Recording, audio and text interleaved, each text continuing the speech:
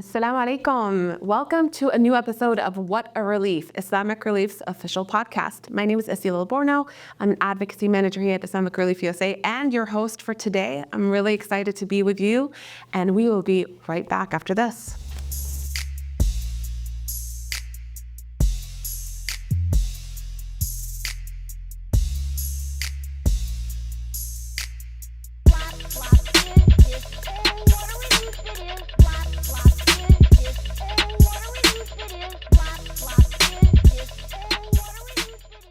Welcome back, everyone. I'm really excited for this brand new episode of What a Relief. I have two special guests with me today. We're going to be talking about all things international programs and specifically a recent trip that our staff took to Jordan.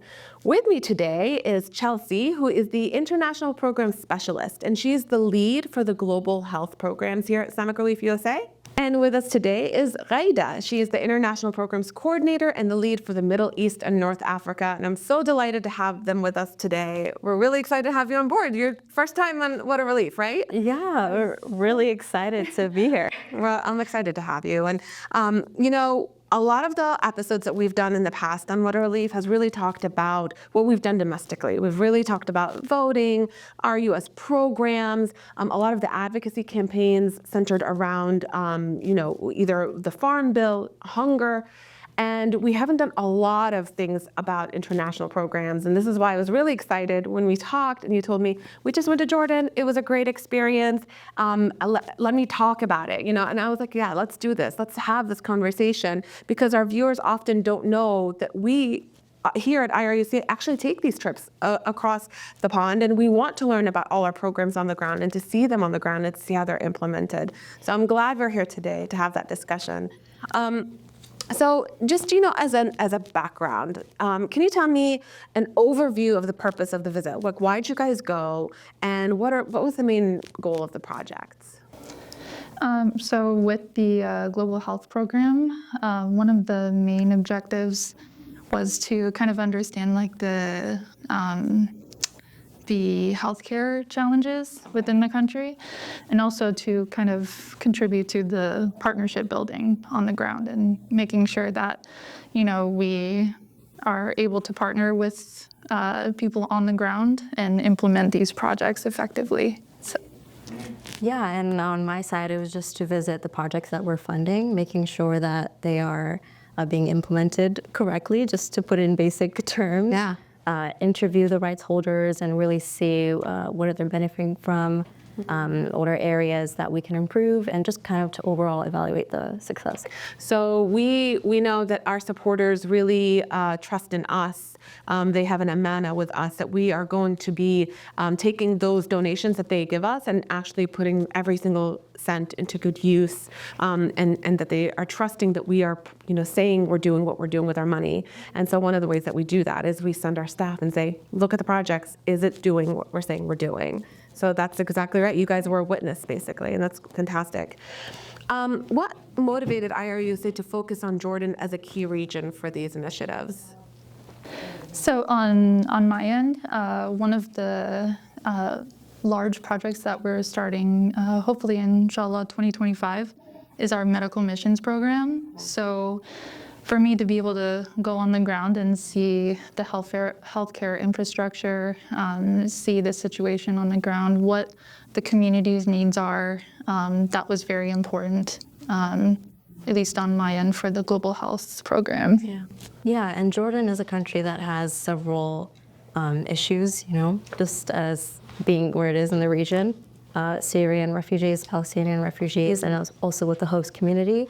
Economic instability and high unemployment rates are huge there. So Islamic Relief really wants to focus on improving, the economic welfare of these individuals. That's amazing.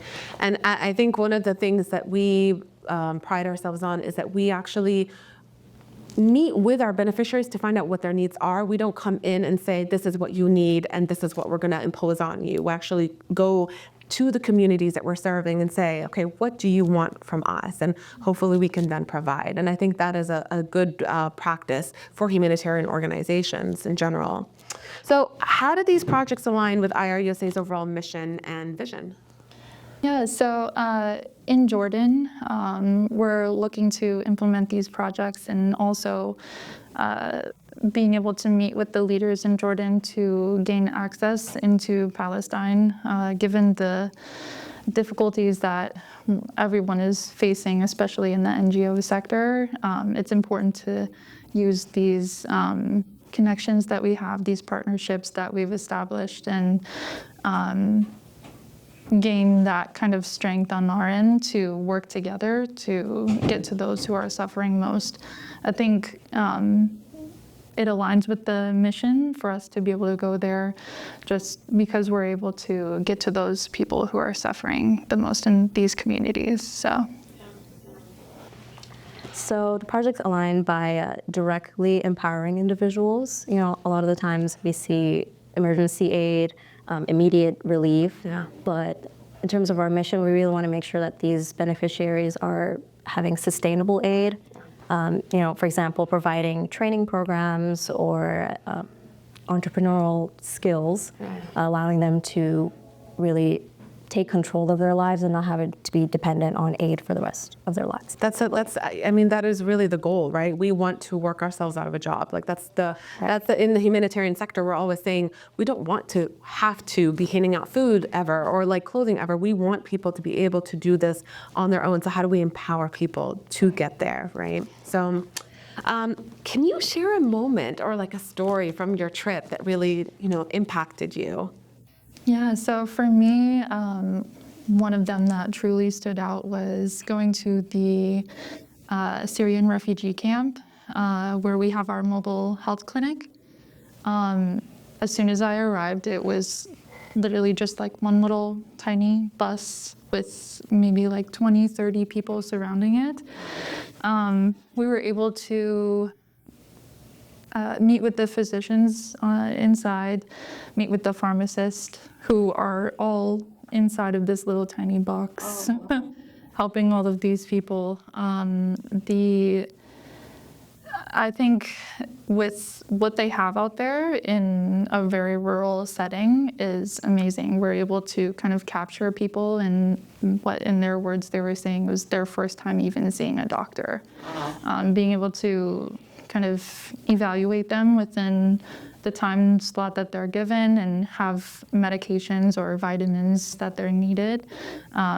This was truly impactful for me as a global health administrator, so it was great to see.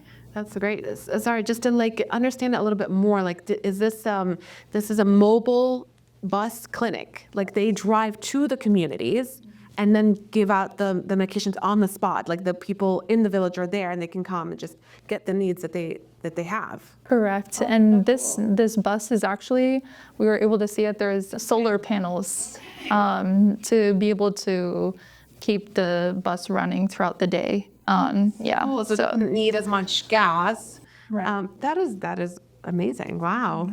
Oh. Yeah, and this is actually part of one of our health care programs, which it's one of the 3 mobile clinics that we have, which is one of the many activities that we have. So that was really like touching for me. Just to add on to that, I think one of the memorable experiences I had was meeting with a woman who was a part of our economic capacity building program. She was a Syrian refugee who was in an abusive relationship and she had no economic independence.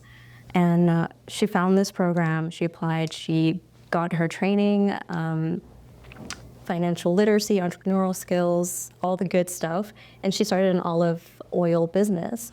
She was able to leave her abusive relationship because she didn't rely on, Yeah. she had economic independency. And on top of that, she was able to open up an olive oil farm, make different products from the olives, like skincare, burn ointments. And now she's able to employ other women to work for her. So I thought that was What really a story. touching. That is incredible. That really is like the best outcome you could possibly imagine from any kind of like long-term livelihood program.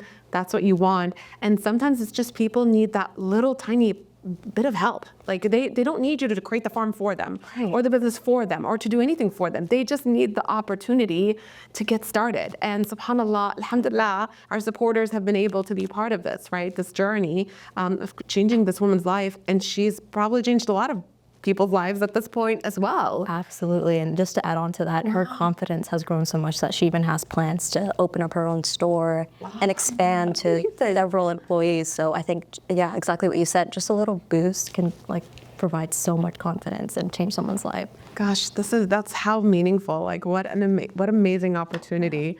And I think that we actually have a video of this mobile clinic, and so our supporters can see what the mobile clinic looks like. And we're gonna tune in right now. Take a look. نحن موجودين اليوم بأحد المخيمات العشوائية للاجئين السوريين. المخيم في منطقة الصالحية يبعد عن محافظة المفرق ما يقارب 40 كيلو. المخيم زي ما انتم شايفين بعيد جدا عن الخدمات الصحية والخدمات التعليمية والخدمات الأساسية اللي تتطلبها أي مخيم.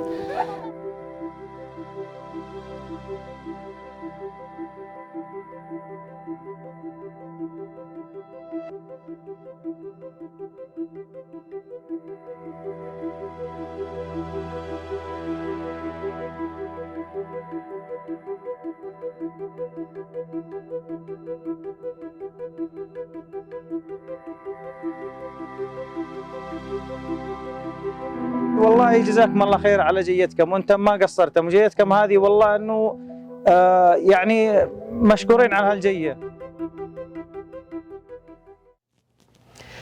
So as you can see, like our supporters, like you directly impacted the lives of these people through providing this opportunity for a little boost.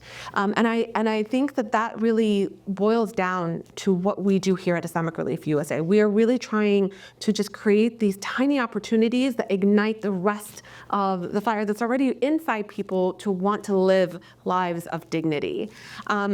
So can you tell me a little bit more about how these projects impacted the daily lives of the people that you met, really on like a personal level? Yeah, I think these projects are the difference between, surviving and living. Just as you said earlier, is building that bit of confidence. A lot of people see themselves as, unfortunately, less than or, victims. But once they understand that, first of all, their situation is not their fault, and second of all, if they had the right resources, they'd be able to accomplish so much. And so I think these projects really help from a mental standpoint. Wow, it's really a huge difference. And from interviewing the rights holders, we're able to see just how far they could go with just a little bit of help. So I really wanted to just focus on that point because I don't think it's something that people really think about. Right, it's true. So, and I've talked about this on Water Relief many times. My family came as refugees from Kuwait. We were Palestinian refugees and we got resettled in North Carolina. And I think that when you come in as a stranger in a strange land, you already have like sort of fallen off your axle and just trying to get your bearing to see like, where do we fit into this world? And just having to exert so much energy and so much time into trying to realign yourself within the world of how you fit and where you fit within it. Right? And if you don't have some tools to get started with, like my parents were very blessed. They were bilingual. My father had a degree that was transferable, but many of the families that came with us did not have those skills. And it's just a matter of like learning English or getting a degree that then is transferable or that you can use it and to finally get your self realigned. It's really difficult on the family. It's really hard on the family. And we, of course, were resettled in one of the richest, most privileged nations in the world. So imagine when you're going somewhere and you're in a refugee camp and the internet is blotchy and the resources for water are limited and the access to the main cities are really difficult. Actually, one of my favorite stories is from my grandmother. she was also living in Kuwait when we were kicked out of Kuwait during the Gulf War, and she and my grandfather were both educators in Kuwait, and they had their son, my uncle, with them, and he was about to, I think, finish university. I think he had like a year left of university when they became displaced, and I remember the story of she told me that they had everything with them in their car, and the first town that they stopped in, they stayed there for almost 6 months. And she remembers telling me, like, I know that I have the skills to be like a principal. Like, that's what I was doing in Kuwait. And in this place and in this time, I was not able to actually practice my mihna, my talents. And it took them another 6 months to finally get to Jordan and for them to like reestablish themselves in the educational community. And then they built a life. Like, they just needed that opportunity. They needed that one help to be able to like get from that town to the main city, and then they could start their lives again. But that will, that drive to continue when you've lost everything, it's really hard. And I think programs like our international programs, what we're doing here at Islamic Relief, when we're trying to just give a little bit of assistance so that people already have everything inside of them that they need, they just need that little opportunity. So anyway, I'm happy that you guys went to Jordan. It just feels very close to my heart. So tell me, of course, this is not like as easy as like, okay, we're gonna create this program, and then voila, everybody is now happy and staying. What are some of the challenges or the barriers that you've seen in these programs and how they're implemented?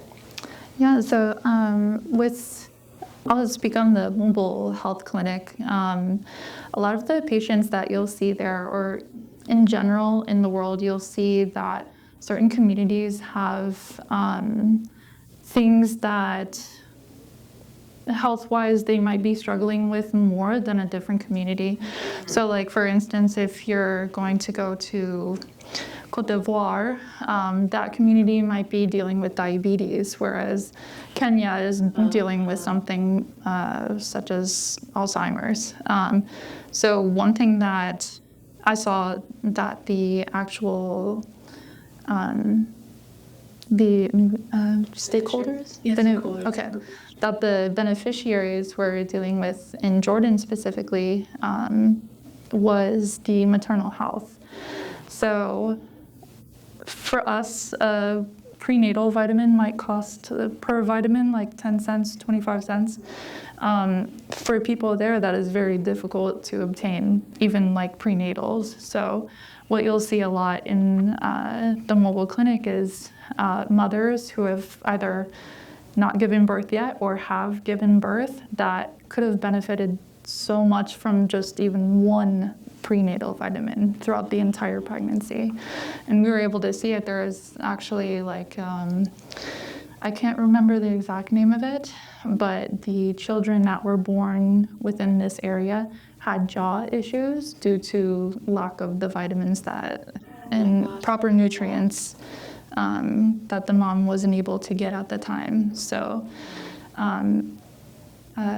they certainly deal with a lot of health issues in this area, and they're able to see the mobile clinic and obtain these vitamins that are so essential for not only the mother but the child later on. So the barrier is not only access to the medicine, but if you have proper nutrition, Correct. You're not in need of as many prenatal prenatal vitamins haven't always existed, right? And people have been able to have healthy babies for all of mankind, but it's because of the lack of nutritious food, that then makes them rely on prenatal vitamins, which they don't have access to, that creates birth deficiencies. That's wild. Yeah. Did you see any challenges, or did you notice any? Yeah, absolutely. I know we talked a lot about economic independence, but what a lot of people don't know is that the majority of Jordan is Palestinian refugees. And we were able to visit 2 camps, Jarash, which they call the Gaza camp, and the Zatari camp. And one of the main issues that we saw there was that these people have been living there for generations, but they're not allowed job opportunities legally due to citizenship issues. And so while we can provide, for example, solar systems for their electrical heating in the house, we are unable to provide them with job opportunities, which really hinders their economic sustainability. And so that was one of the issues that we just kind of, we weren't aware of. Yeah, it's a unique problem for Palestinians in particular because there's this mandate that says you can't give full citizenship to Palestinians in any of these neighboring countries. So we're talking about Syria, Lebanon, Jordan. This is why we weren't fully citizens in Kuwait. And now the Palestinians who were able to be evacuated from Gaza and go to Egypt, it's the same issue. They don't have a permanent status in wherever they are, so they don't have the ability to get stable jobs or build full lives. They can't. They're very restricted. And so how do you create long-term development and give full opportunities to people who, because of their status, have unbearable challenges and barriers in front of them? And I think that's some of the things that we are here at Islamic Relief, we're trying to work on and think about long-term for people who are stateless. And it's not just Palestinians, it's a worldwide phenomenon. There are many people who come from places and then become stateless. How do you create opportunities for them in the long term, whether it's through educational opportunities or more remote opportunities now, post-COVID world? How do you create jobs that are international and that you can work from anywhere if you have the right education and the right skills? So these are some of the problems that we're all sort of in the humanitarian sector thinking about, like how do we help create sustainable lives for people? Absolutely. So let's talk about one of the main programs that we at Islamic Relief, it's like one of our most important programs that we do is the Orphan Sponsorship Program. What does this program really mean for the orphans that you may have worked with when you were there or saw, or not while you were there? Well, it means the world, not just for the orphans, but their caregivers as well. In Islam, we classify an orphan as someone who's lost their father. So the mother is still present and alive, but due to the economic issues in the country, mothers aren't able to provide for these orphans completely. And so the Orphan Sponsorship Program really helps in giving economic aid to the caregivers so they can focus on providing food, housing, school supplies, and the orphan can just focus on being a child. And so this program means so much. I mean, we've got to interview a few orphans and they were just so grateful that, they could receive new school supplies or books that they couldn't before. And we've really seen it bring tears to the caregiver's eyes. And so it means the world. That's amazing.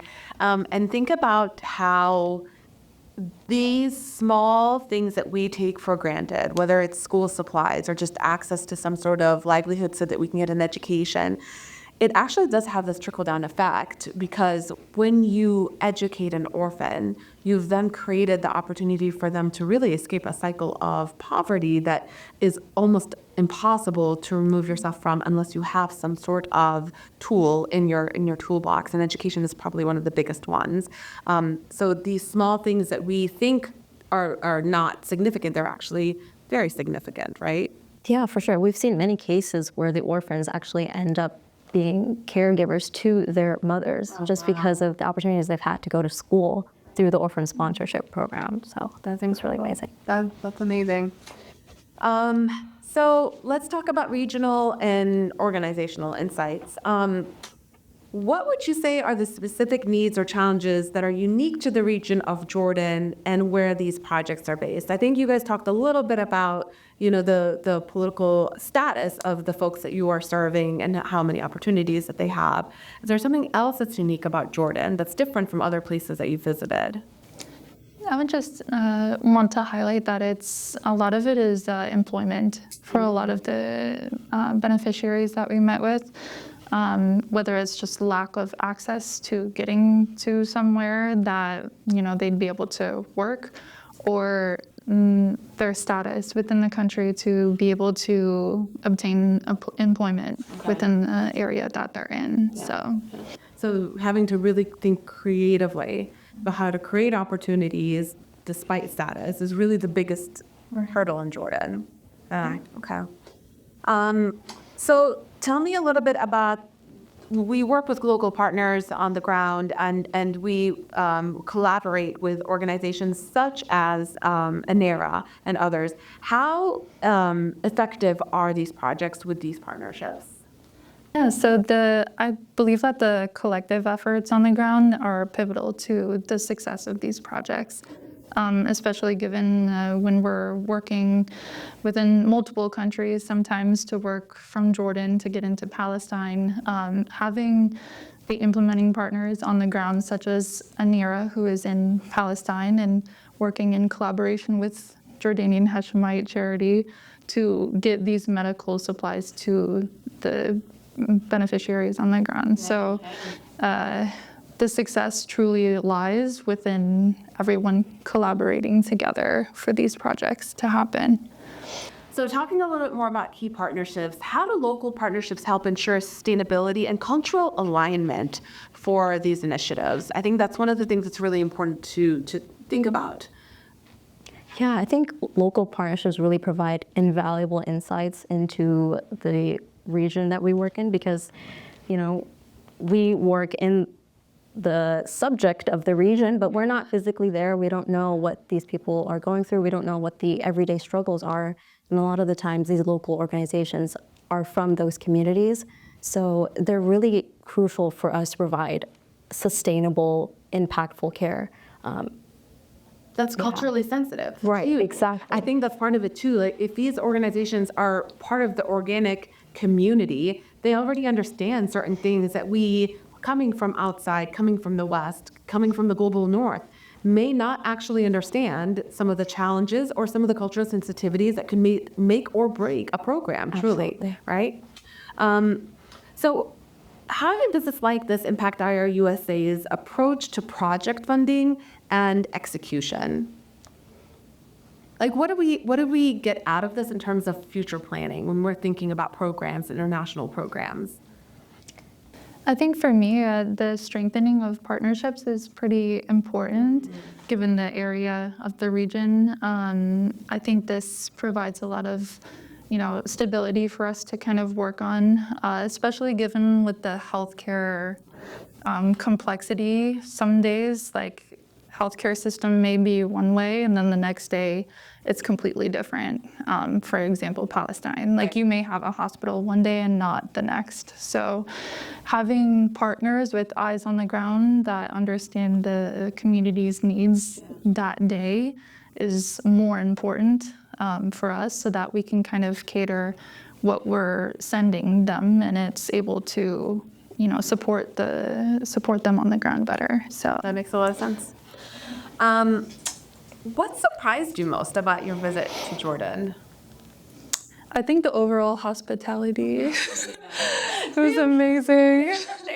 Hospitality was a surprise to you. I think we're known. I'm gonna say, everyone was telling us, Jordanian people are like the most amazing people, and they were right. So, I think we were pleasantly, I don't know if surprised was the word, but we were, just falling in love with the country and its people, and really Jordanians have true, pure hearts. That's amazing. Especially given the certain hardships that a lot of them are dealing with, the positive attitude that they're able to uphold has resonated with me. Yeah. Since we've been. So I've had this belief for a very long time that some of the most generous people of their resources and time and love are the people who have the least of it to give.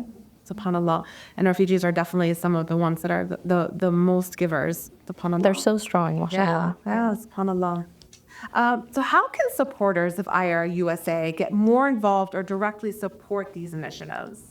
I think staying informed on what's happening in the suffering communities globally, honestly, is what can help support everyone the most.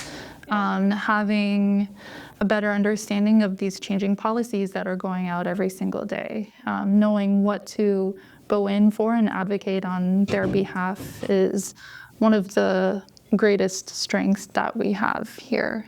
In the United States specifically. Yeah. Right, and specifically for Jordan, I think a lot of people don't donate to Jordan as much as they do to other countries. Oh, interesting. But the majority of the aid that goes to Jordan is for Syrian, Palestinian refugees and the host communities that are facing economic instability. And so, right, like just, understanding, understanding, and also the orphan sponsorship program. I mean, sponsor an orphan, that fund goes directly to the orphan and their caregiver, and you can completely change someone's life. Yeah. 360. So supporters, did you hear this? This is what you can do. Educate yourselves on what is happening in these countries that we are trying to work in, and then donate and be an orphan sponsor. And then, of course, my favorite pitch always is be an advocate. Be somebody who's letting other people know this is the situation on the ground in these places that you hear about, and they seem like faraway places, but in truth, these are human lives that we are talking about with real stories, and you can make an impact just by either donating or speaking out.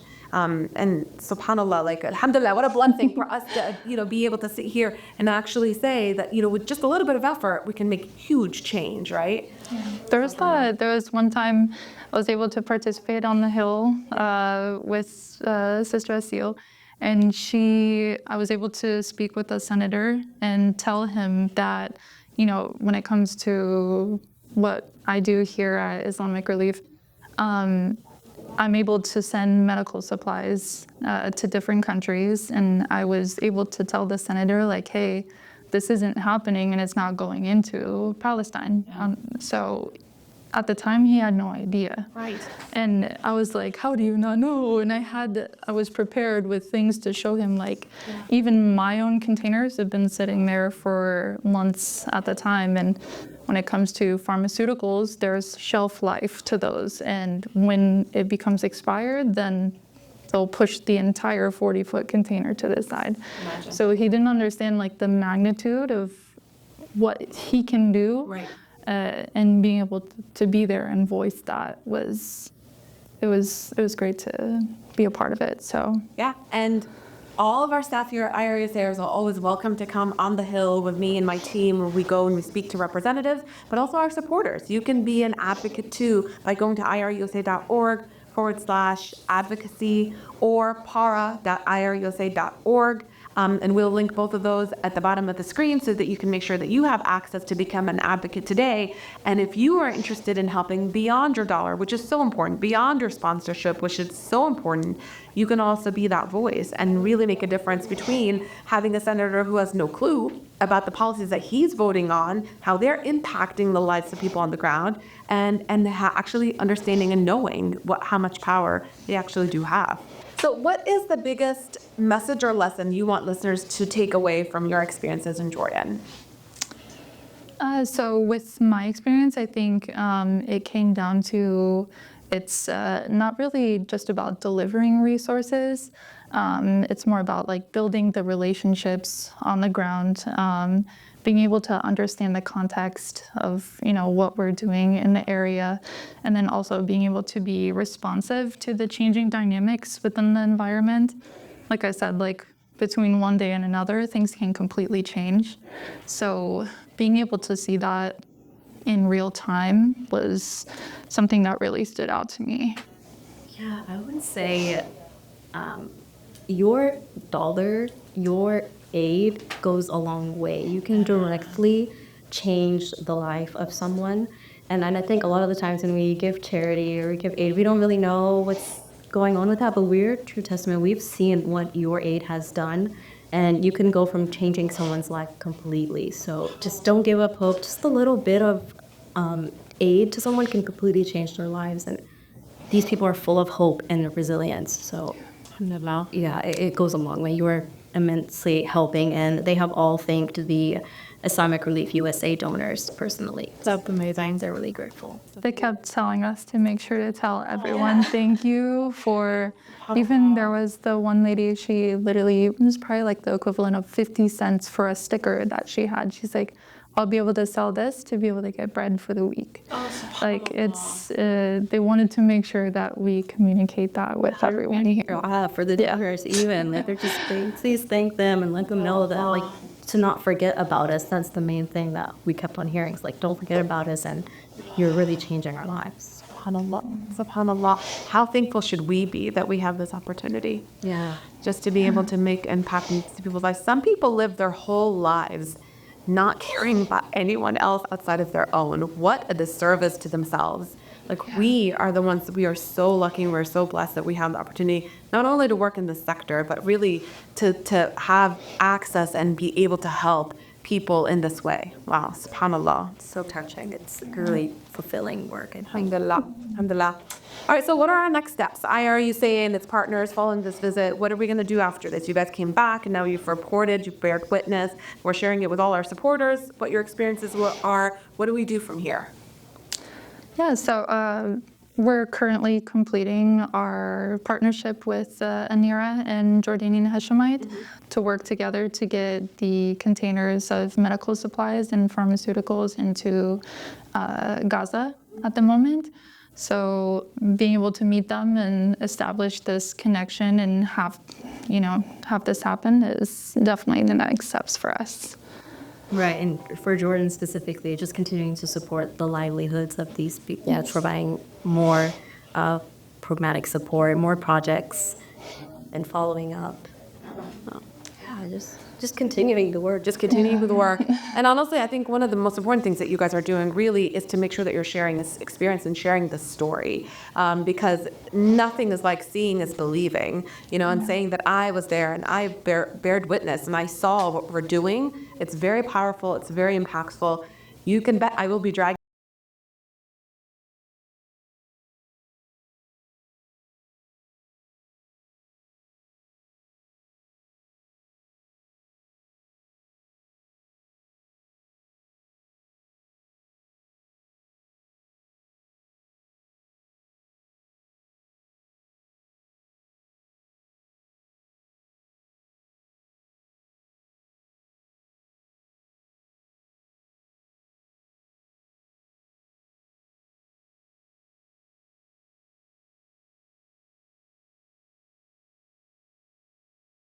Just one voice, you're speaking on behalf of literally millions of people sometimes, so. Just keeping up with the website. Our marketing team is amazing. They are. And we always communicate with each other, sending them reports and pictures from the projects, and they are sharing it with you, public. So yeah, just tapping into the IRUSA available outlets. If a supporter wants to find out what we're doing, there's so many different ways that they can do it. We are making sure that we are as transparent as possible, that we provide access, even to us as staff. People reach out to me directly to ask about things, and that's what we want. We want to ensure our supporters that everything that they are seeing and doing is making an impact. So I really love this conversation. I'm so happy that you guys came on What a Relief with us today. I hope that this conversation has been inspirational for our supporters and for those who watch What a Relief on a regular basis, and that you continue to be part of the success and the journey of making IRUSA what it is and how it's being impactful. So again, Chelsea, thank you so much for coming on. Aida, thank you so much. And until next time, Assalamu alaikum.